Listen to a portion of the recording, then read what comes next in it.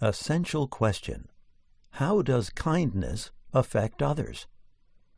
Beauty and the Beast, by Madame Gabrielle Suzanne Barbeau de Villeneuve. Retold by Kate Bernard. Illustrated by Cale Atkinson. Once upon a time, there lived a poor merchant with 3 lovely daughters. The youngest was so lovely she was called Beauty. The poor family had once been rich. However, now all they had was a small farm in the country.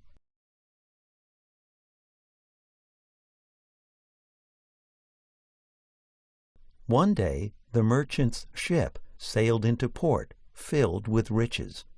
As the merchant left to meet his ship, his oldest daughters asked him to bring back jewels. Beauty asked only for a rose. After paying his debts, though, the merchant was poor once again.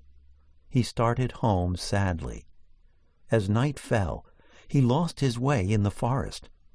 After a while, he saw lights shining through the trees.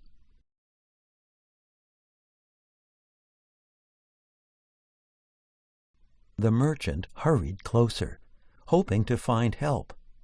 He saw a magnificent castle, surrounded by a beautiful garden. As he approached the castle, no one greeted him. When he entered the castle, he saw no one and heard not a sound. The merchant sat down in front of an inviting fire, where a delicious dinner had been prepared. He hoped that he could soon thank his kind host. But nobody appeared. He neither saw nor heard any sign of life in the entire castle.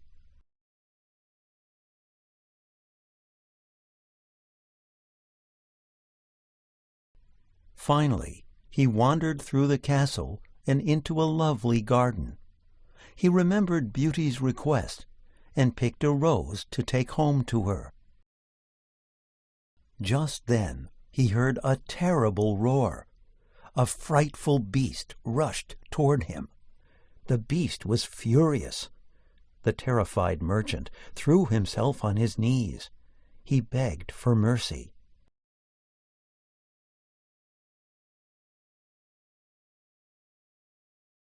"I meant no harm. I took the rose for one of my daughters.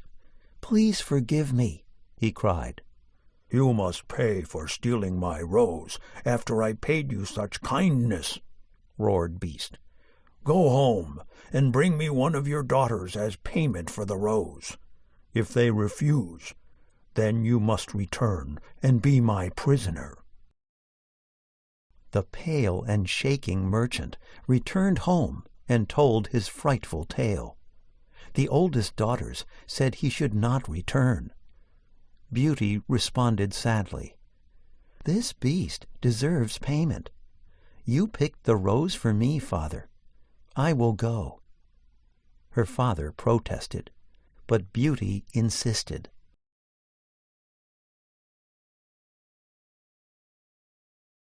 Beauty said goodbye to her sisters. Then she and her father bravely mounted their horses. Soon they reached the castle. Beast greeted them with a loud roar. Beauty felt certain that he would harm her. She tried to hide her fear and greeted him politely. "Did you come willingly?" asked Beast in his terrible voice. "Yes," answered Beauty. "You are very kind and brave," said Beast. "Your father must leave and never come back."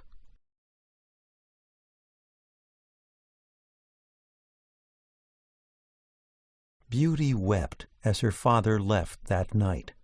Bravely, she tried not to worry. "I'll explore the castle," she thought. Beauty found each room more brilliant than the last, until finally she came to a large door.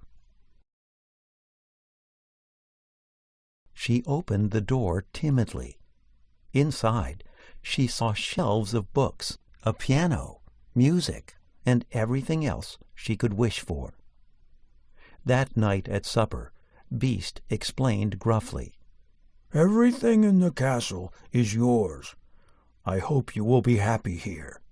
I am only a lonely, miserable beast."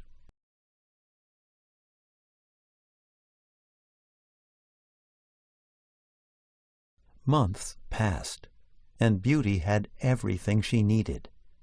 Beast turned out to be very kind. Beauty became used to his ugliness and began to like him.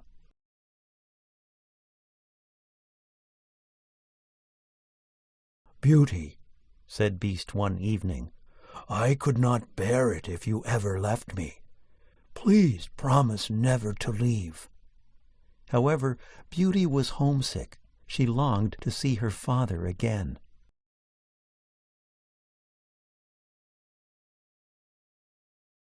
"Please let me return home for 1 week," responded Beauty. "We are good friends now, Beast. I promise to return," she begged. "I cannot let you suffer," sighed Beast. "Please return as you promised.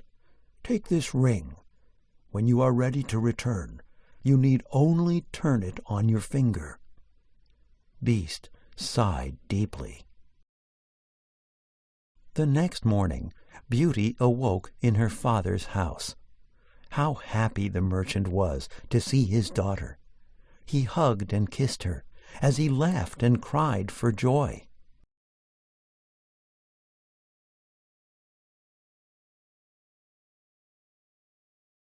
Beauty's jealous sisters were not at all happy to see her. They plotted to steal her ring, so that Beauty could not return to her friend the Beast. "Perhaps if she does not return, the Beast will be angry with her," they thought. Their plan worked. Beauty stayed longer than a week and broke her promise to Beast. On the 10th night, Beauty dreamed of Beast. He lay in his garden, full of despair. "Oh, my poor Beast!" she cried. "He has a good and kind heart. I cannot leave him there lonely and sad."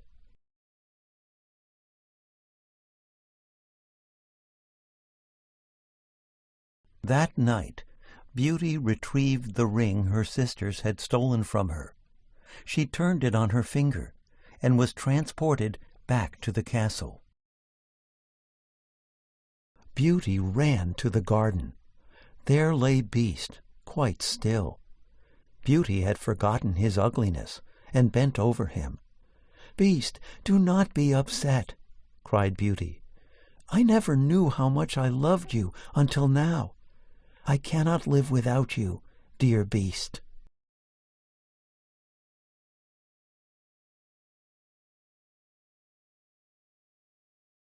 As Beauty spoke these words, a blaze of light sprang up, illuminating the whole castle.